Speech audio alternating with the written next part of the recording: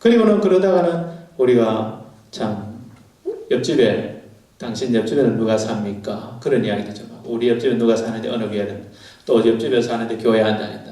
그래 어느 날은 교회에서 어머니가 집에 우리가 좀 맛있는 거 해서 재밌는 프로그램 하면서 그 사람들도 우리 한번 놀러 오라고 합시다. 또 초청하게 되고 그 사람들이요. 모여서 같이 또 인사도 하고 어떻게 지내느냐 하고 우리 아이들 때문에 고민한다 하고 나도 그것 때문에 고민한다 하고 그러냐고 하고 그리고는 우리가 그 사람 위해서 기도해 주고 그러니까 그 사람이 다음에도 또 재미있어가 또 오게 되고 또 오게 되고 금방 6명이 한두 사람 8명 되고 12명 되고 아이고 이거 한 집에서 모이기는 너무 많네. 조금 우리가 이렇게 너무 복잡하니까 우리 두 팀으로는 그렇게 모일까요? 자연스럽게 또 나눠가지고 아주 쉽게 그렇게 번식이 되는 겁니다. 그죠?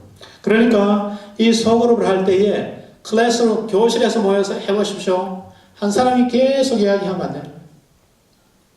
우리 교회에서도 이제 어떤 사람들은 자기가 뭐 미션 스쿨 중고등학교 학교 때 나오고 지금도 열심히 교회 안에서는 안수 집사님이고 그런 사람들 속으로 모임하면 다 망쳐, 다 못해. 사람들이 다 떨어져. 뭐 자기 혼자 뭐 와가지고 한 30분, 1시간 자기 아는 본문에 대해서 막 이야기하니까 딴 사람들이 막 지겨워 죽을려. 근데 오히려 처음 나온 사람들, 아무도 모르는 사람, 나는 성경도 모른다고 두렵고 떨리는 마음으로 왔는 사람이 그저 큐티하는 것만 배워서 성경 읽고 내가 받은 은혜만 나누고 내가 부족한 거 나누고 기도해달라고. 딴 사람들도 똑같이 본을 보고는 그렇게 하고 그렇게 하니까 더 좋아. 모든 사람들이 모여서 말하고 싶어하고 모든 사람들이 모여서 거기에 또 듣고 싶어하고 모든 사람들이 거기에 또 기여하고 싶고 모두에게 기회를 주는 거예요. 그래서 여기에 속으로 우리가 하지 말아야 될 것, 이런 교실 분위기에서 모여서 강의를 하고 또 전혀 속으로 경험이 없이 그렇게 시작하는 것은 안 된다. 세 번째로는 또 이제 어떤 교회는 보면 모든 사람들에게 주일날 예배 시간에 광고를 하는 거예요. 앞으로 우리 소그룹 하는데 정말 볼런티어가 필요합니다. 여러분 자원해서 하십시오. 어떤 사람은 은사가 있는 사람이 있는데 어떤 사람은 또 은사가 없어요. 어떤 사람은 열정은 있지만 뭐가 뭔지를 몰라. 그런데 그런 사람들 다 자원한다고 모아서 그 사람들을 리더로 다 배치해 놓으면 그것도 또 안 되는 거예요. 네 번째로는 우리 교회에 정말 어떤 그룹이 있는데 그 사람들에게 우리 교회는 앞으로 이런 비전을 가지고 이렇게 나아갑니다. 그거 없이 그저 사람들에게 소그룹을 뽑아서 소그룹 당신이 원하는 대로 소그룹 한번 해보십시오 하면 그것도 안 된다. 이 네 가지는 해서는 안 된다. 근데 한번 생각해 보세요. 지금 대부분의 교회들이 다 이렇게 하고 있어요. 그렇지 않나요? 혹시 여러분은 이렇게 하고 있지 않나요? 소그룹 사역을 효과적으로 수행하기 위해서 이거는 하지 말아야 될 일들이다. 세 번째로는 그러면 소그룹 사역을 성공하기 위해서 우리가 어떻게 해야 되는가? 첫째는 항상 소그룹을 할 때는 여러분이 분명한 비전, 분명한 미션, 분명한 코어 밸류를 가지고 시작해야 된다. 이게 첫 번째 조건인데 여러분이 이거 제일 어려운 것 중에 하나예요. 그러나 계속해서 우리가 해나가다 보면 이 비전과 미션과 코어 밸류가 점점 더 분명해집니다. 그러니까 계속 기도하시고 여러분들이 하나님께서 나를 부르셨는데 정말 하나님께서는 나를 통해서 무엇을 이루시기를 원하시는가? 그걸 끊임없이 물으시기 바랍니다. 두 번째로는 이 스몰 그룹 다이내믹스를 알고 여러분이 소그룹을 하십니다. 그리고 기존에 있는 그 소그룹을 어떻게 하면 그 소그룹 다이내믹스가 일어나는 그런 소그룹으로 바꿀 것인가? 그 체인징 프로세스를 알고 소그룹을 하십니다. 제가 나중에 기회가 되면 여러분에게 소그룹 다이내믹스와 그 체인징 프로세스에 대해서도 제가 한번 이야기를 하겠습니다. 세 번째는 이 소그룹을 할 때에 아주 작게 시작합니다. 작게. 예를 들면 여러분이 기존에 목회를 하고 계시면 내가 한꺼번에 우리 교회를 완전히 기존의 구역 조직에서 완전 목장 조직으로 순조직으로 가정교회로 바꾸겠다. 그렇게 하면 힘들어요. 예를 들어서 대부분 어르신들은 이렇게 강의하고 듣는 것만 좋았어요. 그런 분들은 그런 분들대로 하고 또 예를 들어서 부모 세대들, 지금 40대, 50대 그런 분들은 클래스룸 세팅에서 공부를 많이 해왔기 때문에 그런 데 익숙해요. 그러나 그런 분들이 조금씩 소그룹을 좋아했어요. 그런데 앞으로 40대, 30대 이 사람들은 소그룹 모임 아니면 클래스룸 세팅에서나 아니면 기존의 일방적인 강의 모임을 하면 절대로 걔들은 교회 안 옵니다. 걔들은 예를 들어서 여기에 스크린에 동영상이 파워포인트로 그냥 뜨는 정도만 비춰도 지루해요. 걔들은 이 스크린을 띄울 때 계속해서 스크린이 돌아가야 돼요. 동영상으로 움직여야 돼요. 심지어 제 아들 같은 경우에는 TV를 볼 때 한 채널을 안 봐요. 여러 채널 왔다 갔다 하면서. 그럼 예를 들면 옛날 어른들은 야 한쪽에 좀 가만히 놔둬라. 왜 그렇게 산만하냐 그러잖아. 아니에요. 요즘 아이들은 한꺼번에 여러 가지 합니다. 수업 시간에 선생님 이야기 들으면서 인터넷 보면서 문자 주고받으면서 여러 가지 일을. 걔들은 그렇게 자랐어. 지네릭 코르가 유전인자가 그렇게 된 거예요. TV를 봐도 오히려 스크린 4개를 틀어놓고 다 보는 거예요. 저는 그 이해가 안 돼요. 어떻게 그게 소리가 다 들리는지. 근데 나중에 이야기 들어보면 다 알고 있어. 걔들을 잘 파악하는 게 중요해요. 어른들은 옛날 라디오 시대 늘 듣는 것에 익숙해서 지금도 예배를 드릴 때 앞에 뭐가 움직인다든지 뜬다든지 하면 시끄러워서 정신이 상해. 그분들은 아주 조용하게 오두불 시대이기 때문에 정말 항상 예배도 목사님이 말씀하는 걸 통해서 그렇게 받아야 은혜가 되는 건데. 그러나 이미 여러분만 해도 TV 시대예요. 뭔가 앞에서 떠야 좀 편안하고 좋은 사람들. 그런데 우리 다음 시대는, 다음 세대 아이들은 움직여야, 그래서 예배 시간에도 움직여야, 모든 것이 움직여야 그들에게 익숙하고 편안한 사람. 그러니까 어떤 스몰 그룹을 시작할 때 그 연령과 또 그들의 그 어떤 필요와 그들이 갖고 있는 그것을 잘 맞춰서 아주 작게 시작하는 게 좋아요. 우리 교회 세 가족이 왔는데 젊은 신혼부부입니다. 그러면 그들에게 맞춰서 아주 작게 스몰 그룹을 시작하고 그것이 잘 될 때 비슷한 스몰 그룹을 자꾸 만들어가는 게 좋아요. 또 어른들은 어른들대로, 애들은 애들대로. 그래서 항상 작게 시작하라. 그런데 작게 시작하지만 우리 교회가 추구하는 그 핵심 가치, 예를 들면 우리 교회는 정말 영감이 넘치는 예배에 집중한다 하면 항상 스몰 그룹에도 영감이 넘치는 예배. 아니면 우리 교회는 정말 하나님의 말씀을 생명의 말씀으로 생각하기 때문에 정말 모임 때마다 우리는 하나님의 말씀을 읽고 연구하고 묵상하는 걸 한다 하면 항상 그걸 해야 돼. 어떤 사람들은 교회에 모일 때 교회는 친교가 중요하다. 친교만 하는 그룹이 있어요. 그게 나쁜 게 아니에요. 그 사람들은 그대로. 그러나 우리 교회는 먹고 노는 것, 그거 친교만 중요한 것이 아니라 그렇게만 하면 세상 이야기, 세상 자꾸 그렇게 하기 때문에 우리 교회는 정말 모일 때마다 한마디라도 하나님의 말씀을 붙들고 우리가 묵상하고 기도하는 교회가 되기를 원한다면 모든 스몰 그룹이 그 핵심 가치를 붙들어야 된다.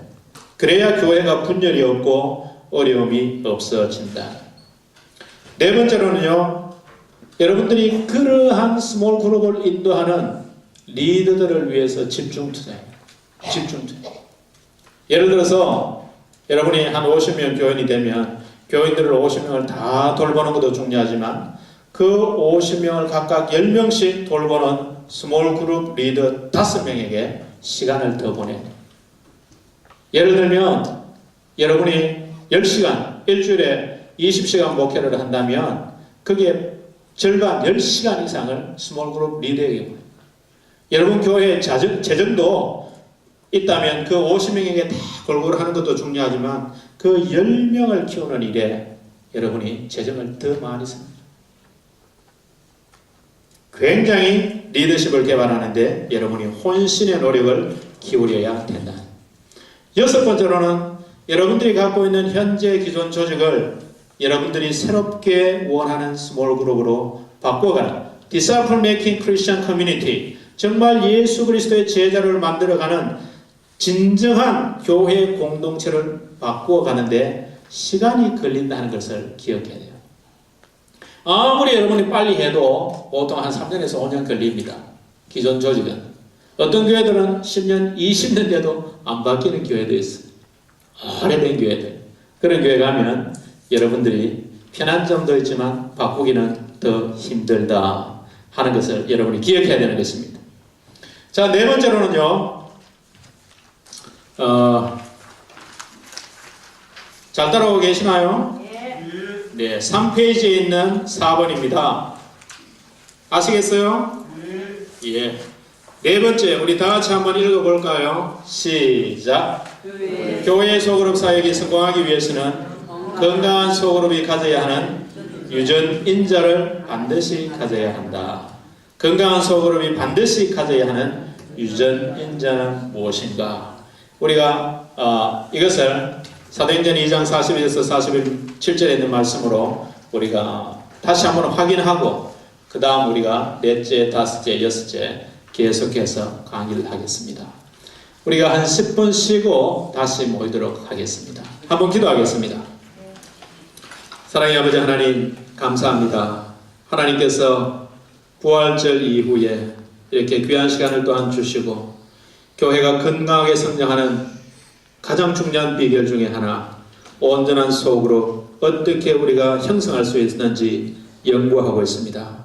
하나님께서 성령으로 함께 하시고 우리의 피곤한 몸과 마음 속에 하나님께서 새로운 성령의 바람 불어 넣어 주셔서 정말 우리가 하나님이 기뻐하시는 교회를 개척하고 또 교회를 건설해 나갈 수 있는 그 지혜를 배우게 하여 주시옵소서. 하나님 10분간 휴식하고 모일 때 또 기쁨으로 우리가 올 수 있게 하시고 우리의 그 쉬는 시간에도 또 우리 가운데 아름다운 사귐이 있도록 하나님 축복해 주시옵소서.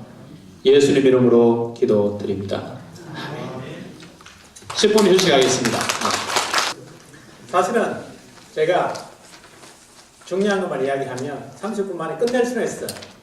그런데 때로는 제 마음에 하나라도 더 여러분에게 나누고 싶다.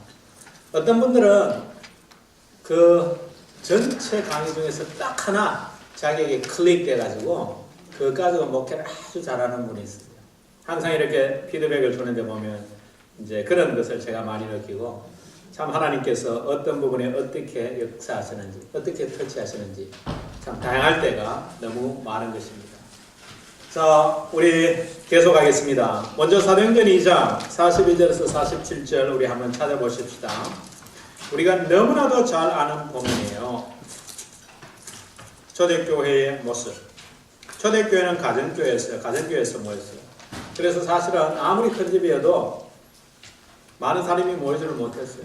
그래서 사실은 소그룹이었어요. 소그룹. 그런데 거기에 보면 우리 교회가 건강하게 성장하는 데 필요한 그 온전한 소그룹을 만들 때 거기에 꼭 들어있어야 할 DNA, 유전 인자가 거기에 다 들어있습니다. 그래서 우리가 아무리 교회가 크게 성장해도 이 교회 안에 있는 9가지 유전 인자, DNA가 여러분 그 소그룹 안에 있게 되면 교회가 건강하게 성장하는 것입니다. 사도행전 2장 42절 다 찾으셨어요? 네. 저와 여러분이 한 절씩 교독하겠습니다. 그러면서 여러분이 제가 나중에 물을 때 한번 잘 대답해 보길 바랍니다. 사도행전 2장 42절 저희가 사도의 가르침을 받아 서로 교제하며 떡을 떼며 기도하기를 전혀 힘쓰니라.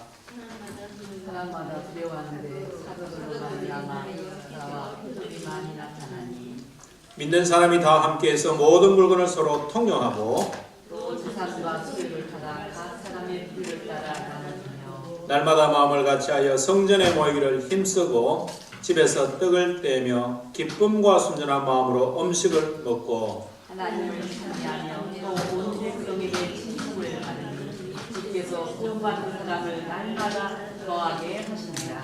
예. 자, 오늘 여기에 사도행전 2장 42절에서 47절 안에서 여러분이 교회가 또 여러분 교회 안에 있는 소그룹이 건강한 소그룹으로 성장하기 위해서 가져야 되는 유전 인자 무엇이 있습니까? 둘째, 기도. 기도. 예. 또요?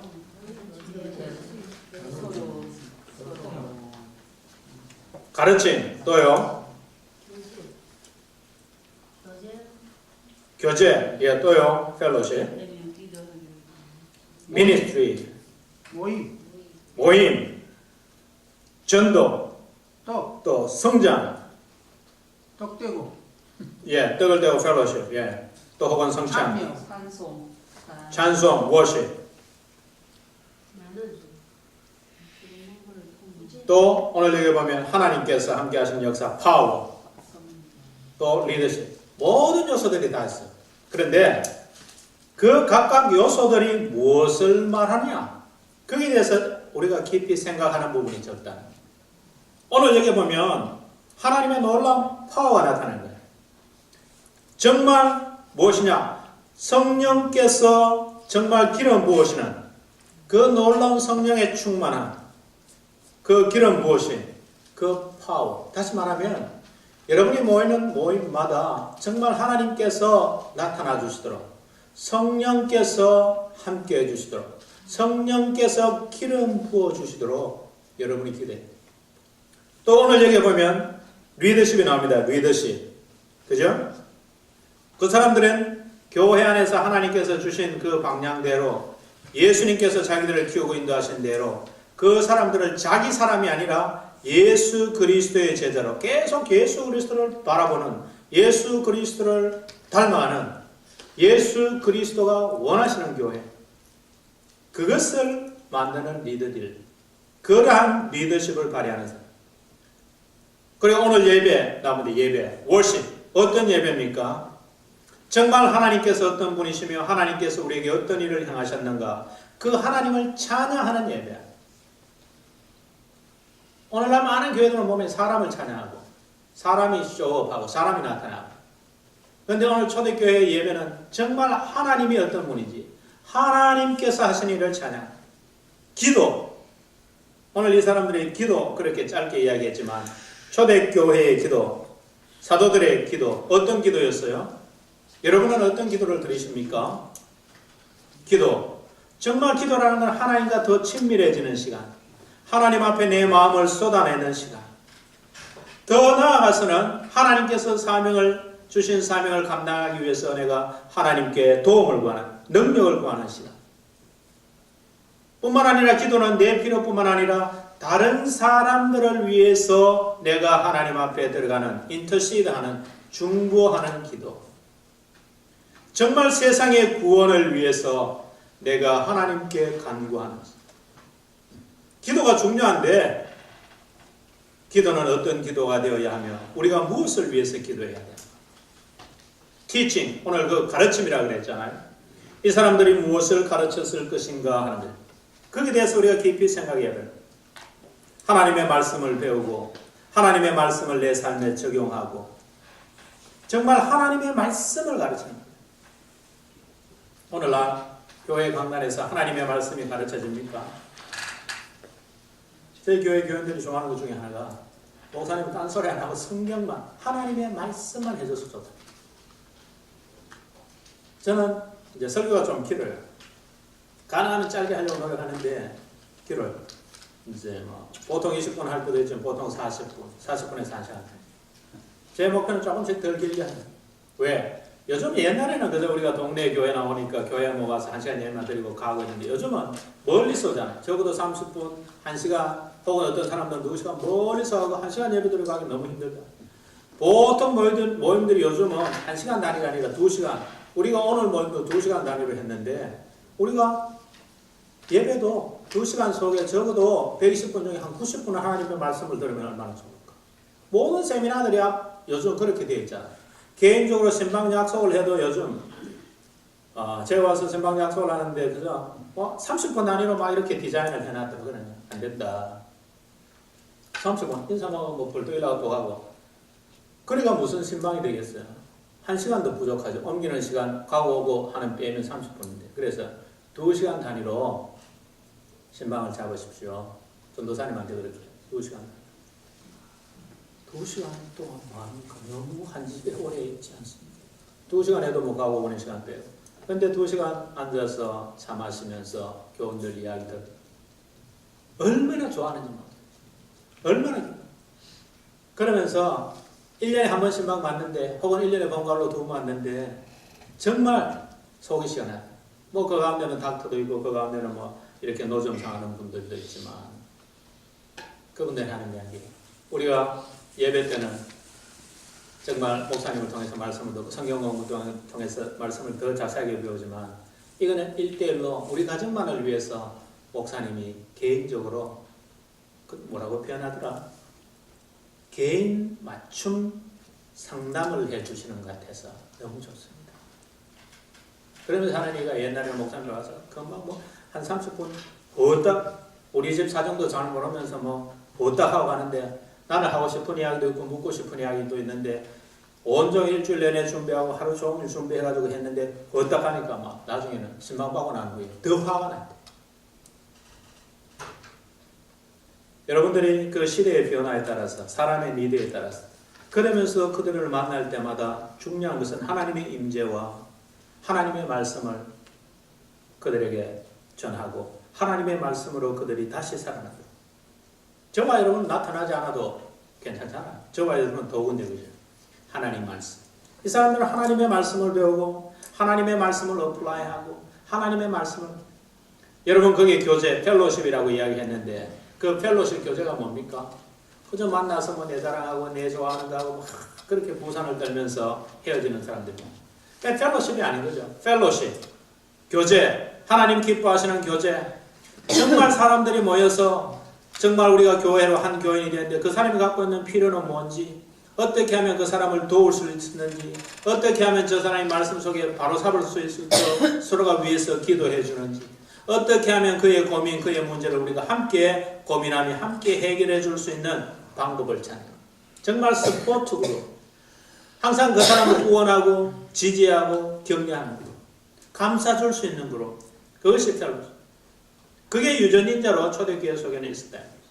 미니스트리 그리고는 사역할 때도 하나님이 항상 내게 주신 은사를 잘 사용해서 서로 사랑 구체적으로 사랑 실질적으로 사랑 내 사랑한데 말만 하는 것이 아니라 정말 어떤 신혼부부가 저 멀리에서 와서 자기 어른들은 다 시골에 있고 전혀 돌보지 못하고 그저 아이를 낳고 병원에서 겨우 퇴원했는데도 부부가 힘들어하고 남편은 직장 가고 그랬을 때 교회 안에서 그저 미역국이라도 하나 끓여서 돌볼 수 있는 그런데 미역국을 끓이는데 우리가 스몰 그룹에 한 10명이 되는데 그 사람이 아팠을 때 한 사람이 일주일에 한 번씩 시간만 내서 미역국 하나씩만 해도 일주일 내내 돌볼 수 있잖아요. 그 시어머니나 친정어머니가 못 오는데 구체적으로 예를 들어서 우리가 그 사람이 힘들 텐데 아무것도 하지 말고 낮 시간에 가서 우리가 2시간만 그 사람을 위해서 돕자, 섬기자. 그래서 가서 해주는 일이 그저 산모가 누워있을 때 미역국 좀 끓여가면 그 점심하고 저녁은 먹을 수 있고 그리고는 청소 한번 해주고 빨래, 기저귀 같은 거 한번 빨아가지고 다 널어주고 짧은 한두 시간씩 내는 거지만 각각 구역에 있는 식구들이 내가 일주일에 1시간, 2시간만 내서 그렇게 6명이, 7명이 하면 일주일 내내 돌볼 수 있고 일주일 내내 그 사람은 집에 혼자 있지만 산모는 미역국도 있고 청소도 해주고 빨래도 해주고 그 사람이 교회를 떠나겠어요? 절대 안 떠납니다. 그 사람이 그렇게 하면 이제 받았고 내가 나중에 또 그렇게 해야 되기 때문에 오히려 부담이 돼서 다른 교회로 가겠습니까? 절대로 그러지 않아요. 그 어렵고 힘든 순간 부모님이 있어도 멀리 계시고 형제 자매들이 있어도 다 멀리 있고 자기가 이렇게 도회지에 나와서 그렇게 힘들게 첫 아이를 가졌을 때 받았던 그 사랑 평생 잊지 못합니다. 그 사람은 또 다른 사람 그런 사람이 있을 때 자기가 받은 것대로 받은 이상으로 그렇게 섬기는 사람이 됩니다. 이게 하나의 지네릭 코드로 저와 여러분의 교회의 DNA가 돼요. 세상 사람들이 볼 때 저렇게 하려면 큰 병원, 특실에 부자가 되어도 받을 수 없는 대접 그 가장 가난한 사람이 자기 집에서 입원하고도 오래 있지도 못하고 금방 퇴원해서 아이만 낳고 퇴원해서 그렇게 힘들어할 때 가가 도와줄 수 있다.